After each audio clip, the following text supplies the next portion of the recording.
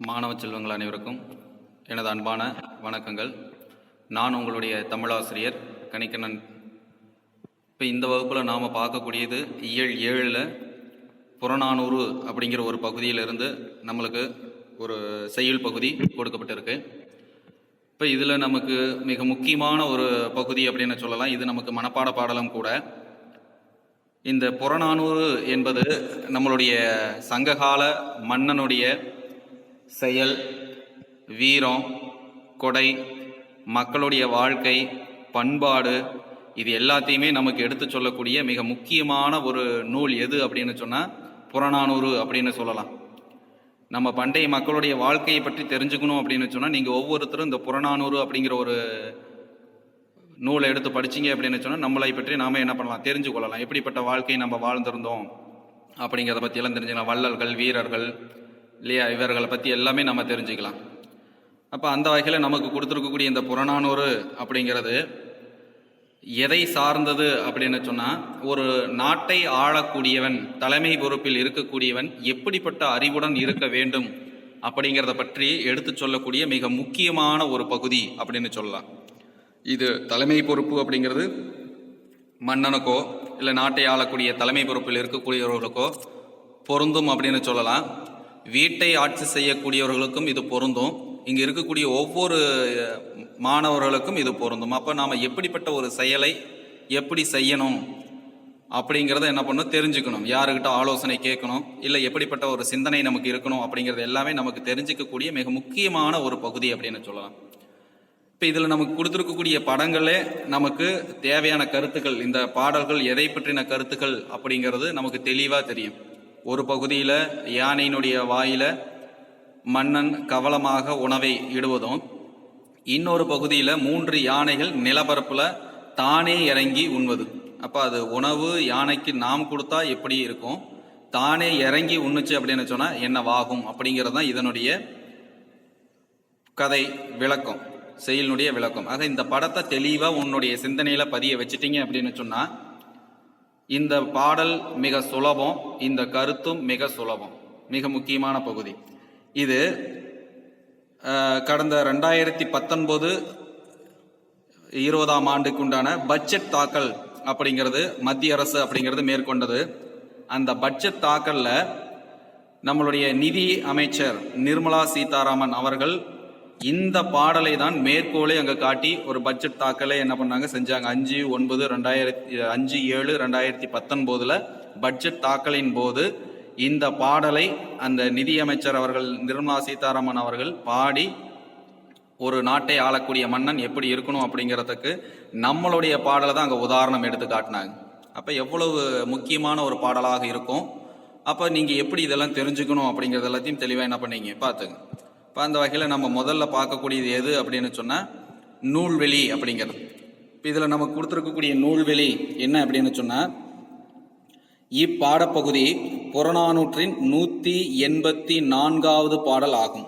இதில் இருக்கக்கூடிய ஒவ்வொரு வரியுமே நமக்கு 1 மதிப்பெண் வினா, 2 மதிப்பெண் வினா. அதனால் தெளிவாக என்ன பண்ணீங்க, கவனிச்சிக்கிங்க. எதெல்லாம் 1 மதிப்பெண் வினா வரும், எதெல்லாம் 2 மதிப்பெண் வினா வரும் அப்படிங்கிறத புரிஞ்சுக்கிங்க. புறநானூறு புறம், புறப்பாட்டு எனவும் அழைக்கப்படுகிறது. அப்போ புறநானூறுக்கு இருக்கக்கூடிய வேறு பெயர்கள் யாவை அப்படின்னு சொன்னால் புறம், புறப்பாட்டு என்பது 1 மதிப்பெண் வினால.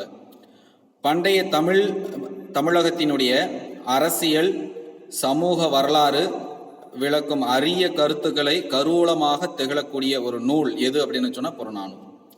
அப்போ நமக்கு இது 1 மதிப்பெண் வினா இல்லையா.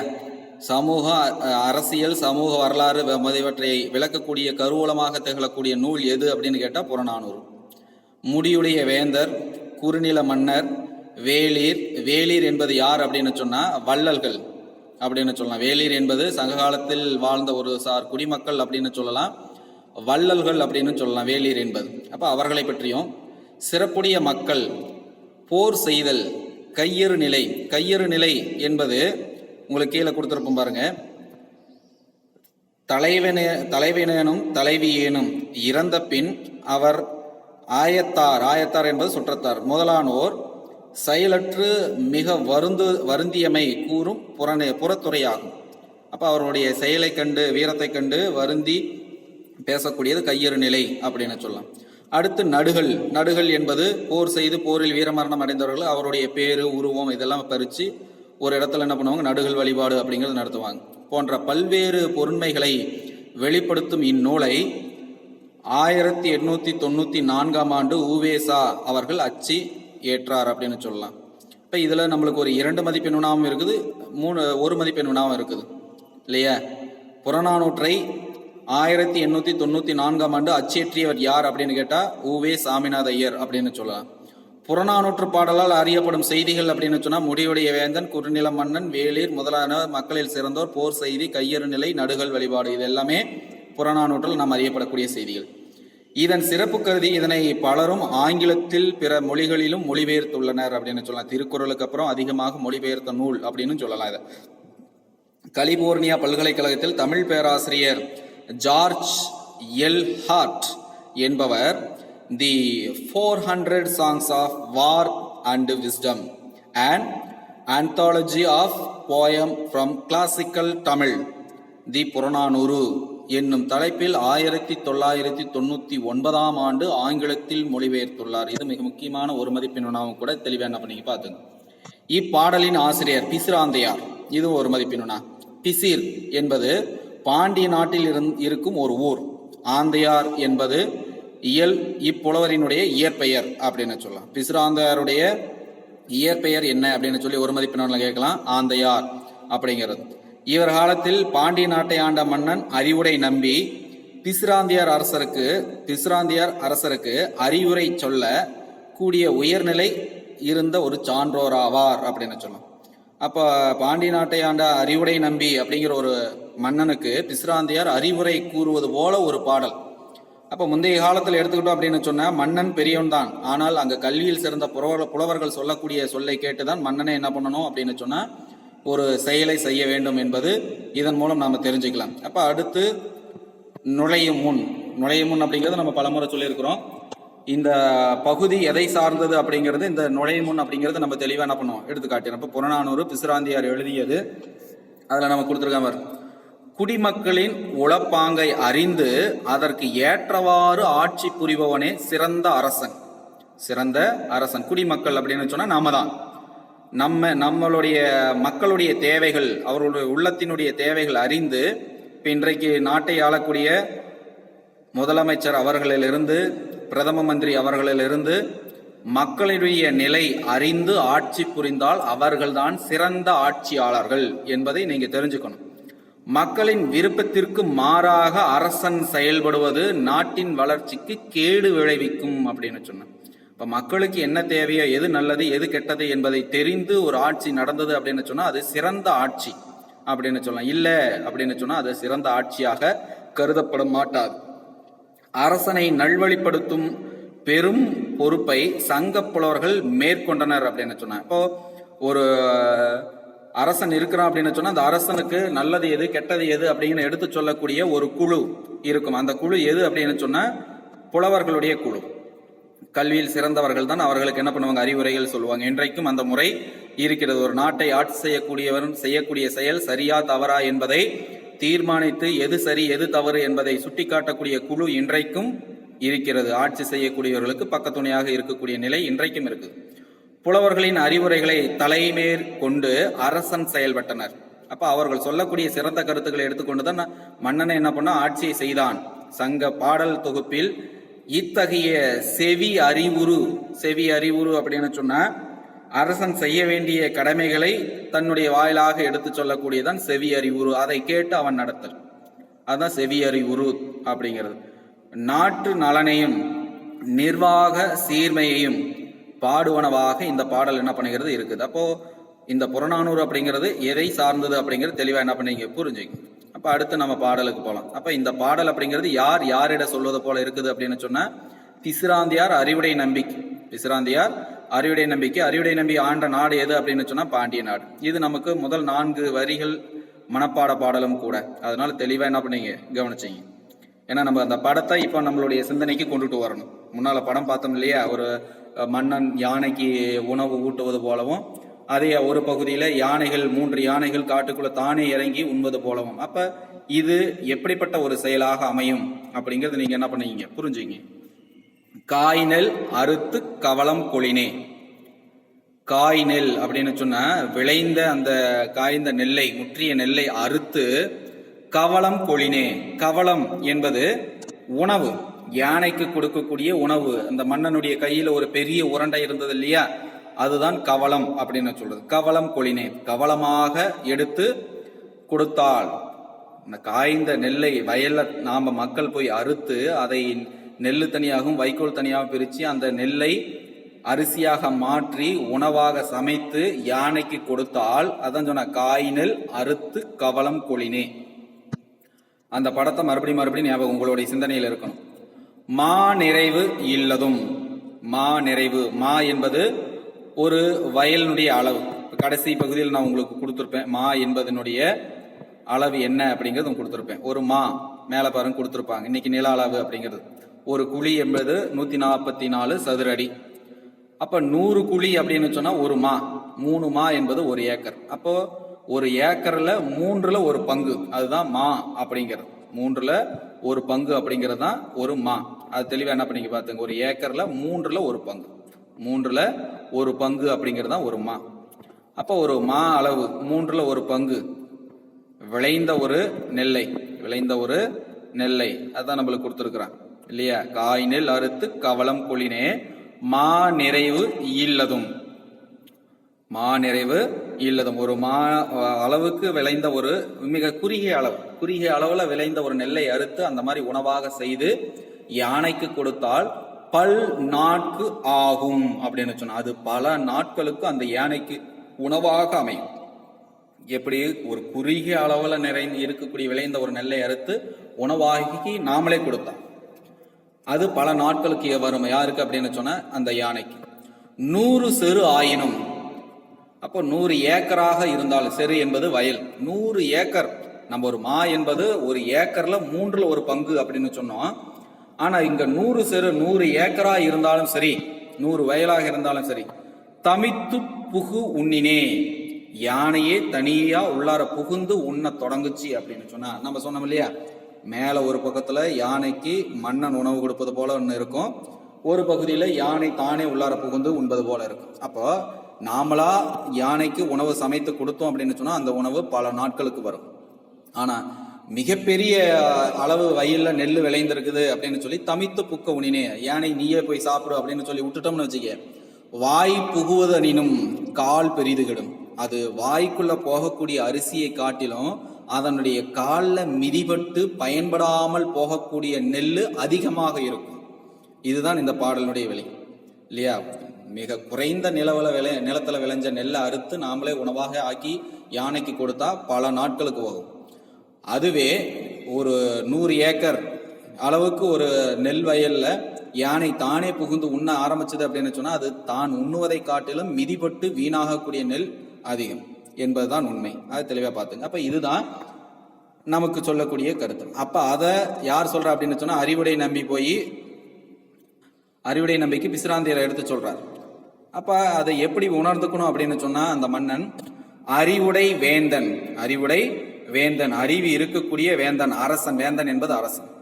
நெறி அறிந்து கொளினே, நெறி என்பது வழி, நாம் எப்படிப்பட்ட வழியை பின்பற்ற வேண்டும், அதாவது மக்களிடமிருந்து வரியை எப்படி வசூலிக்க வேண்டும் அப்படிங்கிற ஒரு முறை, நெறி அறிந்து கொளினே. வரி திரட்டக்கூடிய முறை அறிந்து நம்ம என்ன பண்ணணும், மக்களிடமிருந்து வரியை திரட்டும். அறிவுடை வேந்தன். கோடியாத்து, அது கோடி கணக்கில் நமக்கு நாடு பெரிது தந்தும், நாடு தலைக்கக்கூடிய அளவிற்கு வருமானம் வந்து சேரும். எப்படி வரி வசூலிக்கணுமோ அதன் முறைப்படி என்ன பண்ணணும், வசூலிக்கணும். மெல்லியன் கிழவன் ஆகி, மெல்லியன் என்பது அறிவு குறைந்த கிழவன், கிழவன் என்பது தலைவன் ஆகி, ஒரு அறிவு குன்றிய அந்த தலைவனாக இருந்தால், வைகளும் வரிசை அறியா கல்லின் சொற்றமுடு, கல்லின முறையறியாத சொற்றத்தோடு, தன்னை சுற்றி இருக்கக்கூடியவர்கள் அறிவில்லாதவர்களாக இருந்தால் அவர்கள் சொல்லக்கூடிய சொல்லும் பயனற்ற சொல்லாக இருக்கும். ஆக அவர்களுடைய பேச்சை கேட்டு வரியை திரட்டினால் அங்க நாடு பெரிதுகிடும் அப்படின்னு சொன்னான். மெல்லியன் கிழவன் ஆகி வைகளும் வரிசை அறியா கல்லன் சுற்றமுடு, பரிவு தவ கெடுக்கும் அப்படின்னு சொன்னேன். அப்ப நீ வரி வசூலிக்கக்கூடிய முறை பரிவு என்பது அன்பு, தப என்பது கெட, அன்பு கெடும். அப்ப தலைமை பொறுப்பில் இருக்கக்கூடியவன் எப்படி இருக்கணும்? பிண்டம் நச்சின், பிண்டம் என்பது வரி, நச்சின் நச்சின் என்பது விரும்பினான்.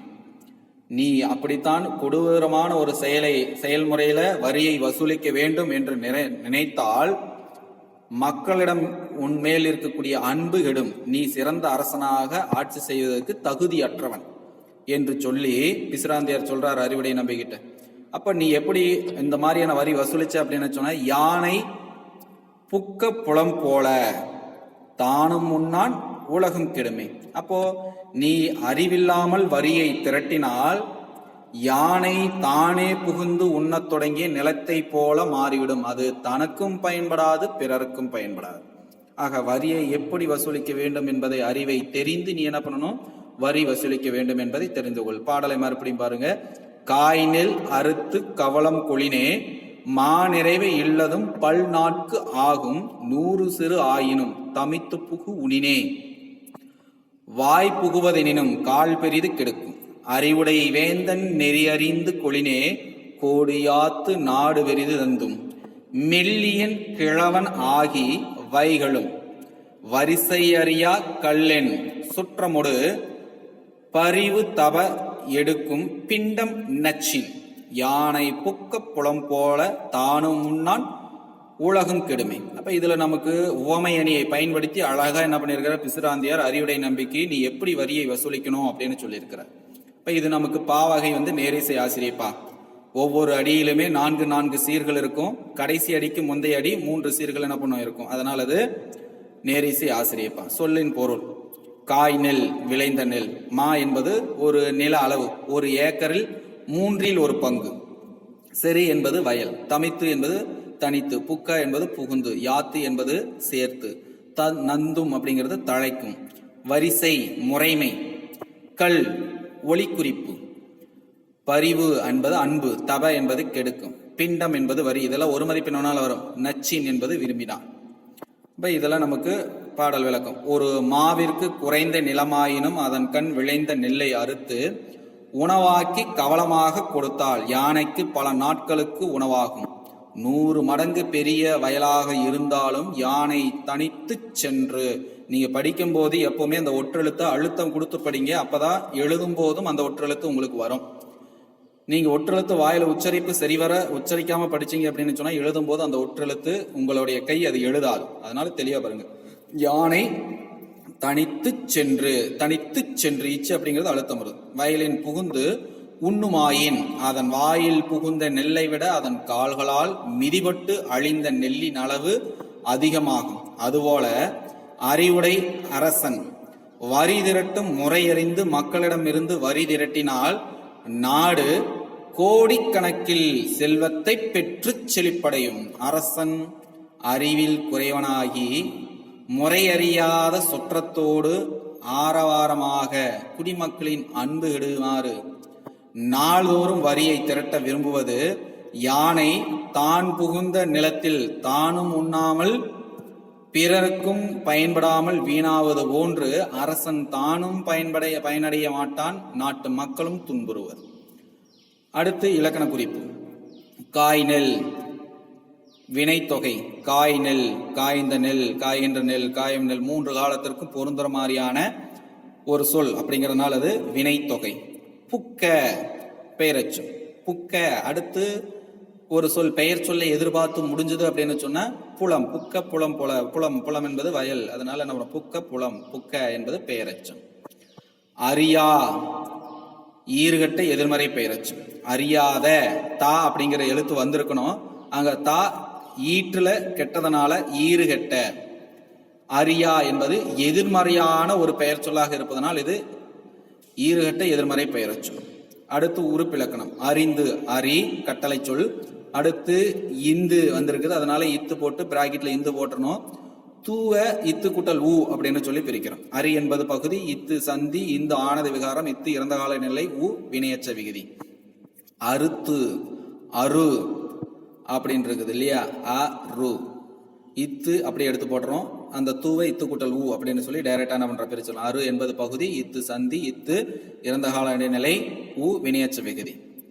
அடுத்து நமக்கு இந்த பாடப்பகுதியில் கொடுத்திருக்கக்கூடிய திணை என்ன திணை அப்படின்னு சொன்னா பாடான் திணை. இது ஏற்கனவே உங்களுக்கு தெரியும். பாடான் திணை என்பது ஒருவருடைய புகழ், வலிமை, கொடை, அருள் போன்ற நல் இயல்புகளை சிறப்பித்து கூறுவது பாடான் திணை அப்படின்னு சொல்லலாம். அப்ப இதுக்கு இந்த விளக்கம் எழுதி, திணையில இலக்கணம் எழுதி, சான்று எழுதி, விளக்கம் எழுதினீங்க அப்படின்னு சொன்னா உங்களுக்கு 4 மதிப்பெண். அதே துறை என்ன துறை அப்படின்னு சொன்னா செவியறிவுறுத்துறை. அப்ப அந்த செவியறிவுறுத்துறை அப்படிங்கிறது அரசன் செய்ய வேண்டிய கடமைகளை முறை தவறாமல் செய்யுமாறு அவன் கேட்க அறிவுறுத்தல் என்பது அறிவுறு, செவி அறிவுறு என்னும் துறையாகும் என்பதை நீங்க என்ன பண்ணீங்க தெளிவா பாத்துங்க. அப்ப இது எல்லாமே நமக்கு நில அளவு. இப்ப இந்த அழகான ஒரு புறநானூற்று பாடலை நீங்க தெளிவா மனசுல பதிய வைக்கிறதுக்கு இந்த ஒரு படம் போதும். ஆக இதை மனதில் நிறுத்தி பதிய வைத்து மனப்பாட பாடலை எழுதி உங்களுடைய குறிப்புகளை உங்களுடைய வகுப்பாசிரியர்களுக்கு அனுப்பி வெற்றி பெறுமாறு அன்புடன் கேட்டுக்கொள்கிறேன். நன்றி, வணக்கம்.